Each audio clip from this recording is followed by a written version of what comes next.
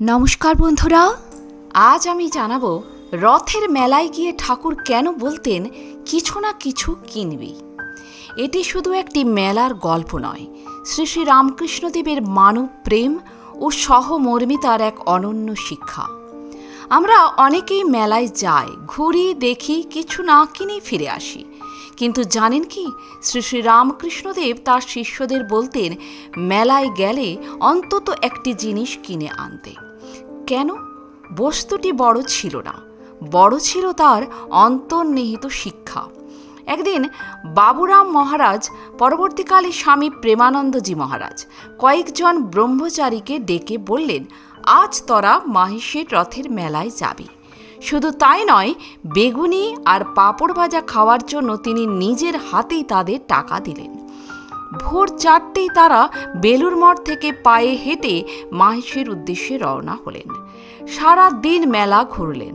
বাবুরাম মহারাজের নির্দেশ মতো বেগুনি ও পাঁপড় ভাজা কিনে খেলেন। তারপর গভীর রাতে মঠে ফিরে এলেন।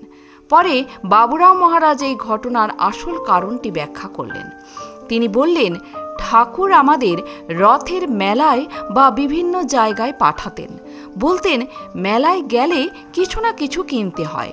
ছোট ছোট দোকানদাররা অল্প পুঁজি নিয়ে দোকান সাজিয়ে বসে। তোরা সবাই যদি একটু একটু করে কিনিস, তাহলেই তাদের 2 পয়সা রোজগার হবে। তিনি আরও বলতেন, রথের মেলায় বেগুনি পাঁপড় ভাজা খাওয়ার জন্য ঠাকুরই আমাদের মায়ের কাছ থেকে টাকা নিতে বলতেন। এমনকি মাকেও আগে থেকে বলে রাখতেন যাতে আমাদের টাকা দিতে ভুল না হয়। এখানেই লুকিয়ে আছে ঠাকুরের অসাধারণ মানবিক দৃষ্টি।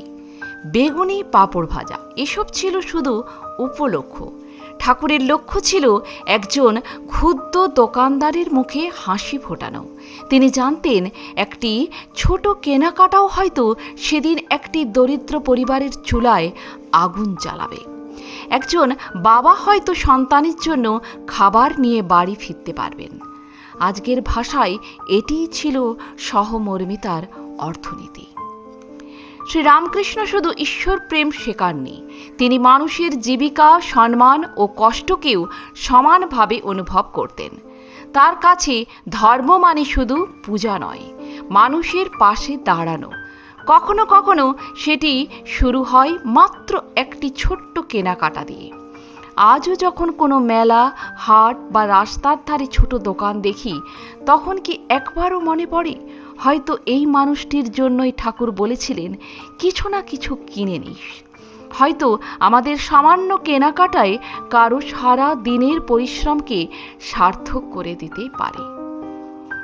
আজকের ভাবনা, পরের বার কোনো মেলা, গ্রামীণ হাট বা হস্তশিল্পের প্রদর্শনীতে গেলে শুধু ঘুরে না দেখে সামর্থ্য অনুযায়ী একজন ছোট বিক্রেতার কাছ থেকে একটি জিনিস কিনে দেখুন। হয়তো আপনার সেই ছোট্ট কেনাকাটায় কারো পরিবারের মুখে সেদিন হাসি এনে দেবে। এই লেখাটির ভাব ও তথ্যের উৎস স্বামী নির্মানন্দজি মহারাজের স্মৃতিচারণ। দেবলোকের কথা, পৃষ্ঠা 127। প্রণাম ঠাকুর। আজ এ পর্যন্তই। ভালো থাকবেন, সুস্থ থাকবেন। যদি ভিডিওটি ভালো লাগে একটা লাইক অবশ্যই করে যাবেন। আর আপনি যদি নতুন এসে থাকেন আমার চ্যানেলটিকে সাবস্ক্রাইব করে বেল আইকনটি প্রেস করতে ভুলবেন না। সবার আগে বেলা 3টেই পৌঁছে যাবে আমার ভিডিওগুলি আপনার কাছে প্রতিদিন। ধন্যবাদ।